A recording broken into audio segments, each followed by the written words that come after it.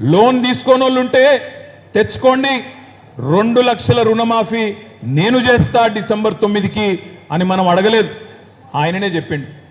మరి వాళ్ళ డిసెంబర్ 9 పోయింది, జనవరి 9 పోయింది, ఫిబ్రవరి 9 పోయింది, మార్చి 9 పోయింది, ఇంకో వారం రోజుల్లో ఏప్రిల్ 9 వస్తున్నది.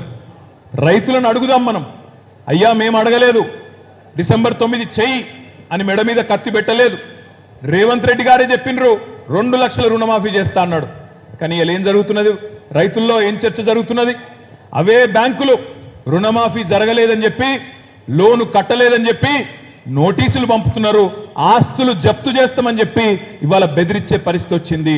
అందుకే నేను అంటా ఉన్నా, నల్గొండ పార్లమెంటు పరిధిలోని రైతన్నలకు నేను విజ్ఞప్తి చేస్తా ఉన్నా, డిసెంబర్ 9 నాడు 2 లక్షల రుణమాఫీ జరిగిన వాళ్ళందరూ, 2 లక్షల రుణమాఫీ పొందిన వాళ్ళందరూ కాంగ్రెస్ పార్టీ కోటేయండి, మిగతా వాళ్ళందరూ కంచర్ల కృష్ణారెడ్డి గారు కోటేయండి అని నేను విజ్ఞప్తి చేస్తా ఉన్నా. మోసపోయిన వాళ్ళు మా కోటేయండి, నిజంగా రుణమాఫీ అయిన వాళ్ళు కాంగ్రెస్ కోటేసుకోండి. ఏం ముఖం పెట్టుకుని అడుగుతారండి కాంగ్రెస్ వాళ్ళు ఓట్లు? రుణమాఫీ చేయలేదు, కనీసం రైతు బంధు ఇయ్యలేదు. మనం 10 రోజుల్లో ఇచ్చేది 7,600 కోట్లు, 10 రోజుల్లో టకా టకా టకా టకా వచ్చేది, టింగు టింగు టింగు అని ఫోన్లు మోగేది. 10 రోజుల్లో కడుపులో చల్ల గదలకుండా రైతు బంధు ఖాతాల్లో పడేది 70 లక్షల రైతుల ఖాతాల్లో. ఇవాళ 110 రోజులు అయింది, పడ్డదా రైతు బంధు? వచ్చిందా? రాలేదు. ఇంకా కూడా చాలా గ్రామాల్లో రైతులు కుత కుత ఉడుకుతున్నారు. ఎందుకు? రైతు బంధు అయ్యరు, డబ్బులు ఇయ్యరు. మీదికెళ్ళి ఇక్కడ ఒక మంత్రి కోమటిరెడ్డి అంటాడు, రైతు బంధు అడిగితే చెప్పుతోని కొట్టండి అంటాడు. అందుకే నేను నల్గొండ జిల్లా ప్రజలకు విజ్ఞప్తి చేస్తా ఉన్నా, రైతు బంధు అడిగితే చెప్పుతోని కొట్టమన్న కోమటిరెడ్డి గారి అహంకారానికి ఓటుతో వేటు వేయండి, ఓటు అనే చెప్పుతో నిలదీయండి, గట్టిగా కొట్టండి అనే మాట విజ్ఞప్తి చేస్తా ఉన్నా. ఒక మంత్రి ఏమో చెప్పుతోని కొట్టండి అంటాడు, ఇంకో మంత్రి ఉత్తమ్ కుమార్ రెడ్డి ఏమో రైతు బంధు దుబారా అంటాడు.